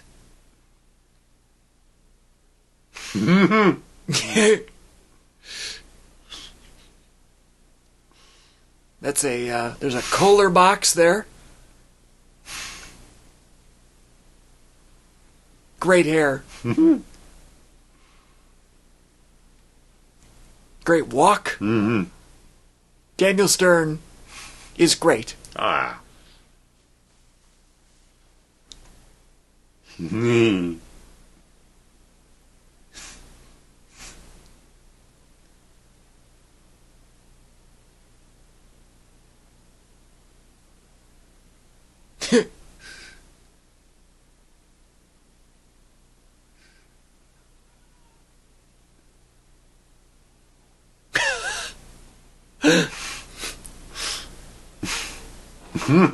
Guess what? Dead. The fifth time. It's the live-action Wile E. Coyote. Well, he's like it's like he's been tarred and feathered now. Yeah. You know, it's great. He is the Wile E. Coyote. That's a great analogy. Mm-hmm. Harry's kind of the Elmer Fudd. A little bit.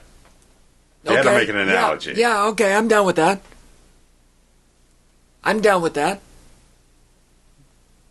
The Elmer Fudd with a little Yosemite Sam. It's a little bit. Oh, you're darn. Yeah. The anger. Yeah. Fudd didn't get angry that much. That's a great analogy. You done good. We got it on the money.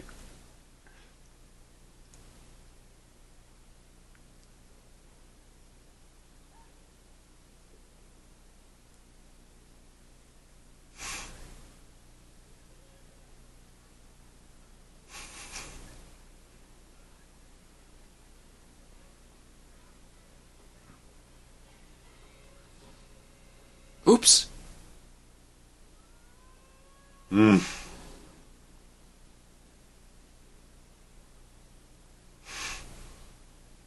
Whenever I think of pratfalls such as this, I know the Three Stooges weren't the first ones to do it, but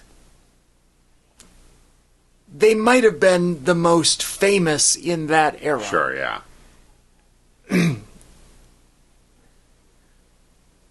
You know, I realize, you know, we could probably credit, you know, who's the one with the mustache? The silent actor. Oh, Groucho Marx? No, not him. No? Charlie Chaplin. Oh, okay. I think you've had on that one.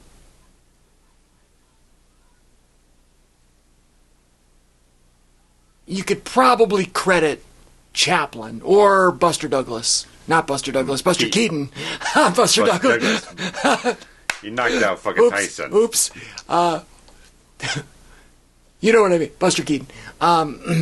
Chaplin and Keaton were probably the first to do this kind of stuff. Sure.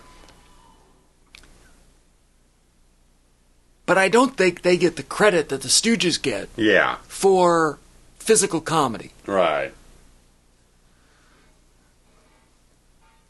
Is that a sewer pipe? What is this?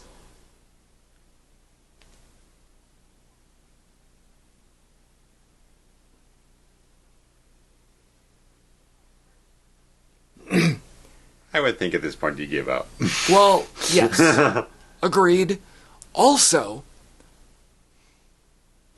at what point have we fatigued the audience? Maybe. I don't know. It's just one thing after another for 2 movies in a row. Yeah. You know, as a viewer, I'm over it now. Sure, okay. Yeah, it's almost like a horror movie where at some point you stop caring about the story and you really just want to see the kills. Sure, yeah. And I feel like that's the vibe they were going for here. Like, we don't really care about the story. Let's just set up some good pratfalls. And they mistook spots for story. Yeah. It feels very episodic. Yeah. It's like the Plaza Hotel, that's one episode, then the Pigeon Lady, she's another episode. No, this is a different episode. No, nothing has a cohesion to it. It's anthological. Yeah. But even in this chapter, yeah, they're spot monkeys. It's just not one of these things. There's seriously no reason why Kevin couldn't just call the cops and be over with. Right. And have them bust them when they're in the place. Robin. Well, as I like to talk about in screenplay structure, when you have a thing happen, that thing should be the cause of the next thing. Yeah. This thing happens, and because of that, the next thing happens, and because of that, the next thing happens. Chain reaction. There is none of that here. Right. It's not like they started in the basement and they're working their way to the roof, or there's a logical progression. Mm-hmm. It's literally just visual elements of, Looney Tune gag, and then we change locations and there's another one for the sake of having another one. Sure. And we're not moving left to right. We're. Yeah.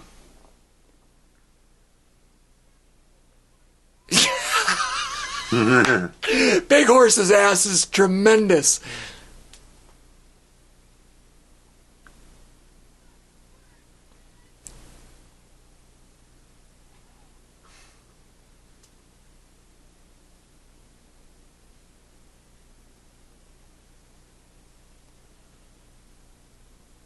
He really cleaned his face off, old Marv.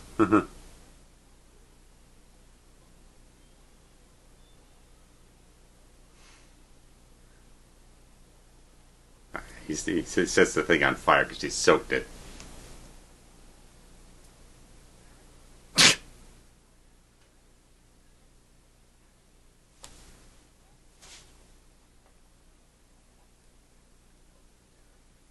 That's a great line. He has some of the best lines, and they, in my opinion, they made him dumber in this movie. Yeah. Did they not? Maybe a bit. Here's another great visual. Oh, yeah. It's almost like, and as two folks who dabble in screenwriting, we've both been victim to, we had an idea for a really cool scene. Yeah. And then we try to write a story around it to justify having that scene. Yeah, and it just doesn't work. It doesn't work. I imagine they sat around the writer's room and go, well, what would be cool? Yeah. Them on a rope and light it on fire. Okay.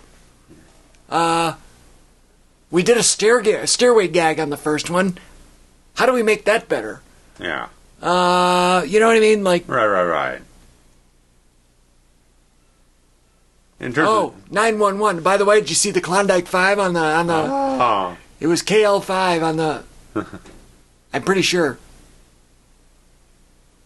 Yeah, in terms of Stern, I almost feel like Stern's is kind of like overshadowed Pesci on this one a little bit. It seems like they just done more with Marv instead of Harry. Well, again, And there's not as much funny banter as they had the first time. right.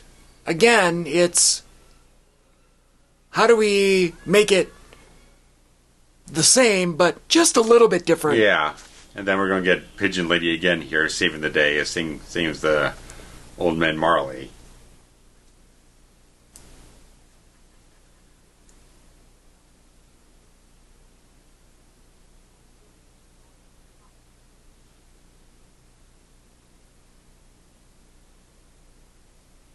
I don't think this entrance is right where they were either. Probably not. But that's the magic of movies.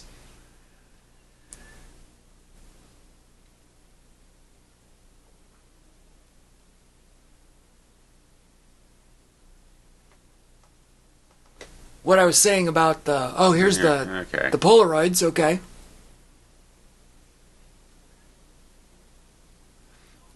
When I was saying how they made him dumber, like the scene with the cops, like coming up here. I don't know, it just feels very...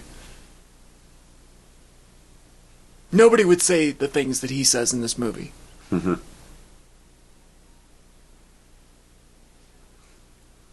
lot.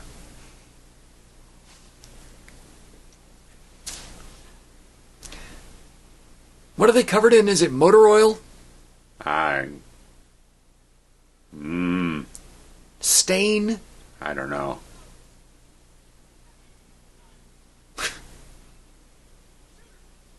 He can't. The gun's oiled. And they're tarred and feathered again. Yeah. Literally. What a great visual that is, yeah. huh? I love that. The little push-in shot. The push-in shot of her. I almost would have liked to go on further.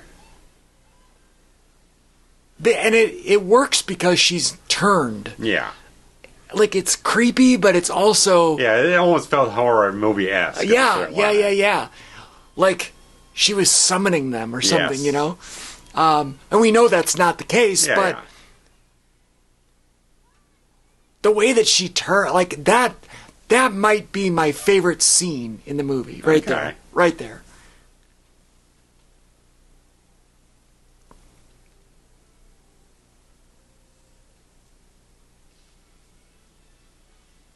He bought these in, what, Chinatown in the beginning of the movie? I'd imagine so. I know there was a scene he was in some little shop somewhere down there. There's my old squared off police car that I love. Light blue.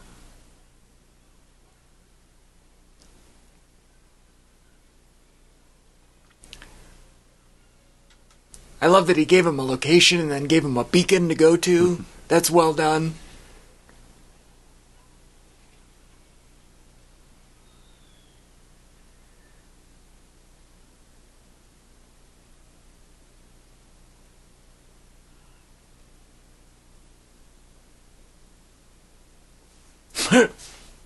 All right, so the Polaroids do come into play.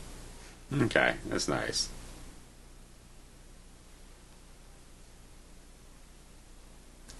So here is where I don't buy that he would say this. Yeah, You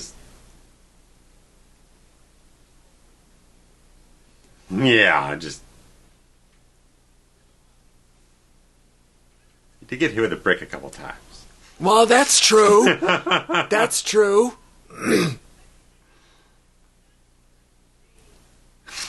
Sticky bandits. Well, he wants to be famous so bad. Yeah, of course he does. It's a much better gimmick in the first one. It's like, really? You're going to flood the house? Just next level kind of dumb. Yeah.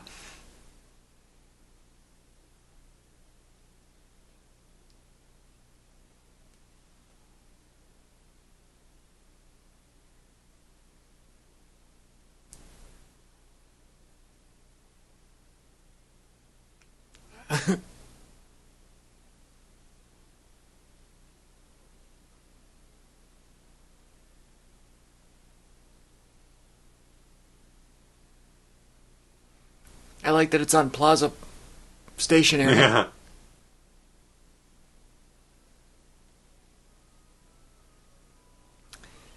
That Coca-Cola has paid for that billboard spot For decades. Yeah. And again, this is the transitional period.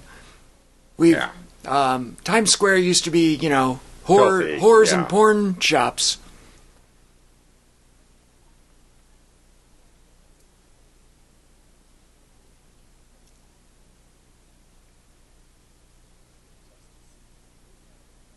Uh-huh. I like this scene too. Oh, yeah.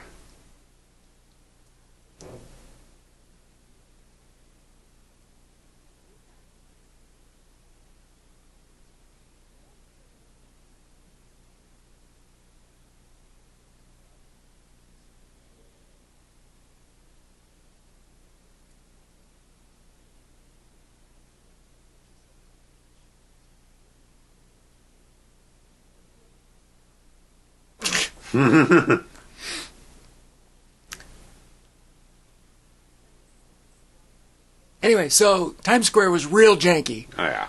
But in this scene, I saw some like tacky tourist shops. Those were popping up. They're everywhere now. The billboards were, getting there. But yes, Coca-Cola's been in that spot for as long as I've ever known Times Square. Yeah.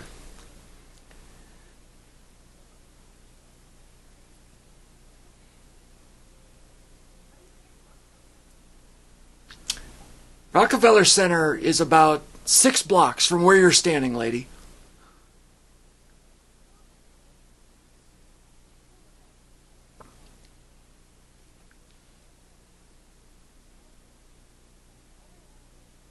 This is a very famous spot in New York City.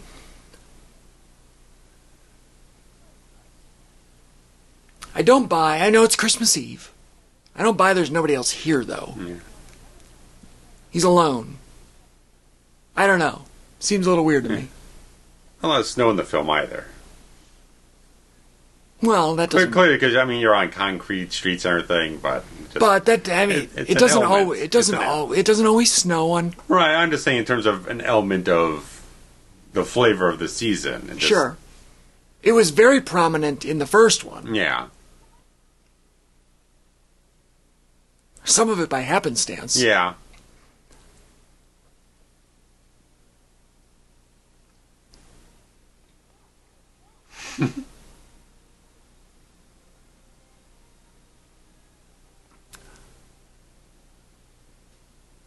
And damn it, if that's not one of the best John Williams songs. Oh, yeah.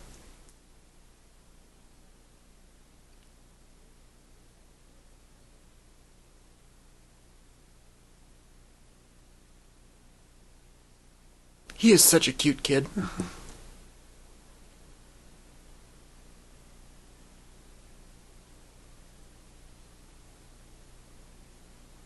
Another great visual, but another almost identical scene to the original film.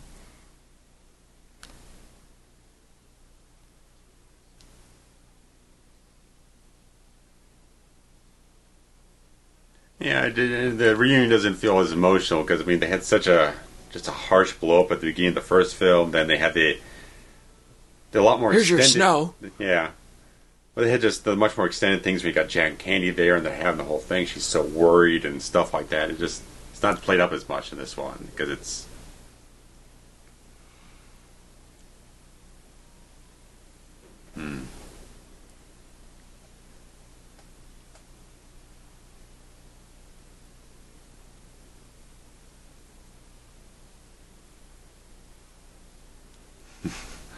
He switched from Pepsi to Coke like any normal person would. Mm. Maybe Coke became a sponsor on this one. Mm.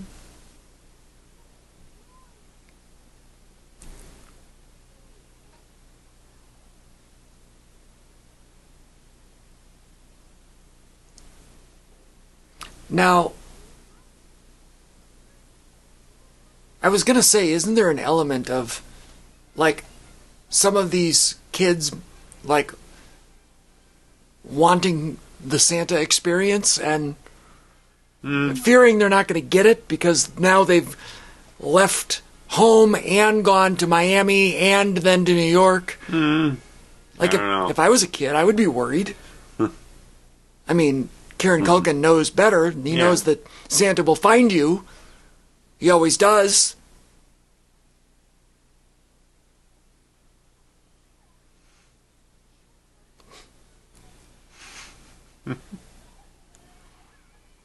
Well, the uncle gets nothing because he's a cocksucker. Yeah.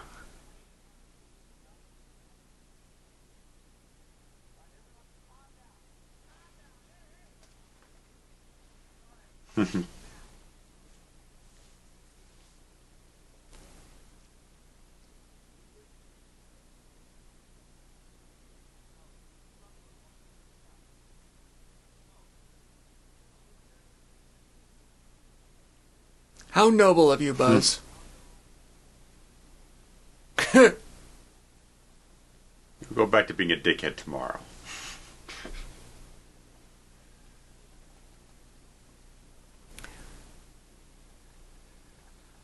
Why are we clapping?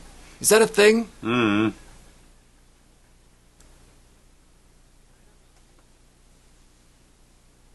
I like that. That's good. Wait, Kevin didn't open his present yet. So, that whole speech was for nothing. I guess. The turtle doves on the tree are very nice. Mm-hmm.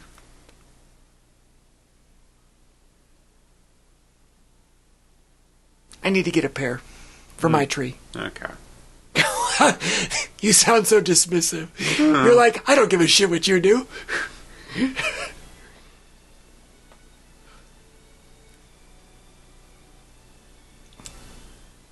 The turtle doves are one of my favorite things about this whole movie. And this scene does get me a little emotional. But this is the equivalent of the Old Man Marley wave at the hotel or the window.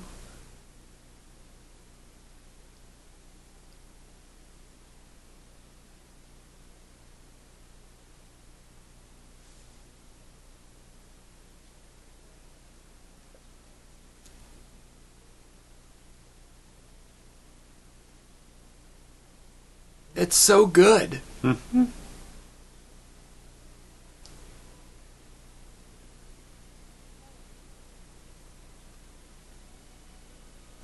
Why wouldn't he invite her back to the room? I don't know. I guess this makes for a better story. Yeah. The hug in the park.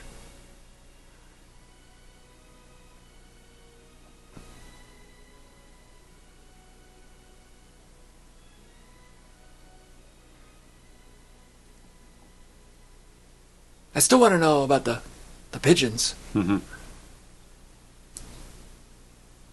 Oh boy. This is on the old like dot matrix printer paper with the. Oh.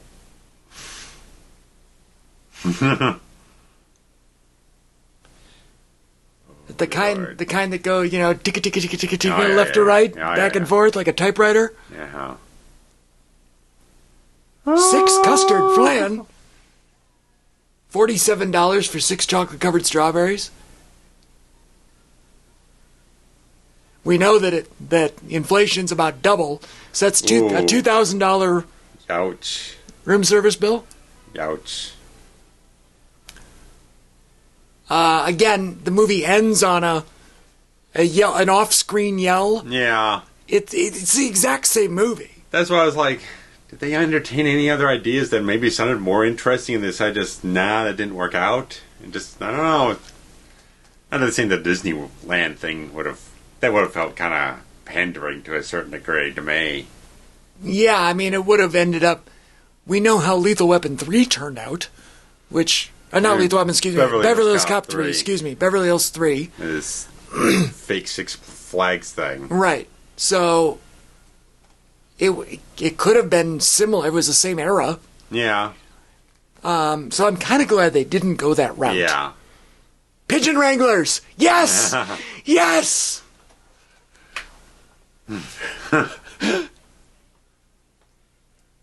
Tremendous. My dream in life is to get my name in a movie credit. And if it could be something as cool as Pigeon Wrangler, my life would be made. Assistants to John Hughes. He had 2. And what did he do on this set? Was he around? Just a screenwriter, I guess, producer. Did he actually even write it? Yeah, he wrote it. Oh, he did, okay.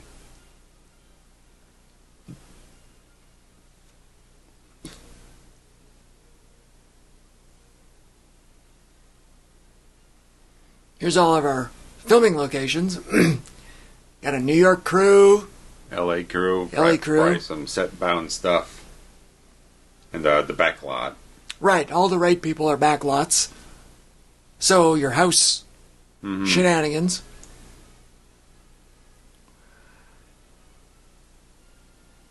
Oh, teachers. Right, because, all these kids go, or Kevin in particular. Yeah.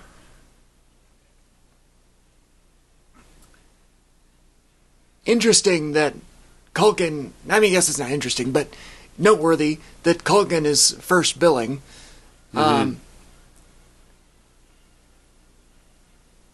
what a run he had, really. Short run, but yeah. When you look at, he's kind of like the John Cazale of kid actors. I don't know who that is. He was Fredo in The Godfather. Okay. He only ever acted in 5 films. Okay. All 5 nominated for Best Picture. And then he passed away. Okay. He does Uncle Buck, he does Home Alone, he does The Good Son, he does Home Alone 2. Richie Rich Peachmaster stuff, which aren't the best. Right. But still, and then that's it. Yeah. 94, it says he retired from acting at that point. Christmas All Over Again, performed by Tom Petty. Yeah. Turner owns How the Grinch Stole Christmas. That's interesting. I wonder if Turner still owns that. Yeah, I don't know. Illinois State Lottery game, WGN. Hello. I don't recall the Illinois Lottery being a thing. Out if it was I don't know what scene it would have been in. I know we're Chicago apologists. We're sorry. Yeah.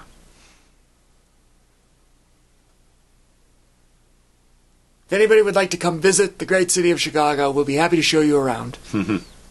I do a great tour. Well, Hughes with the Chicago flag. Stripes. Yeah, that's fun. Also a Chicago apologist. So, well, if you stuck with us this long, thank you. Yeah. Merry Christmas, everybody. Merry Christmas. Happy Hanukkah, whatever if you're a Marv or a Harry, whichever one you are. Yes. All right. And we'll see you for New Year's. See you for New Year's. Take care. Nighty-night.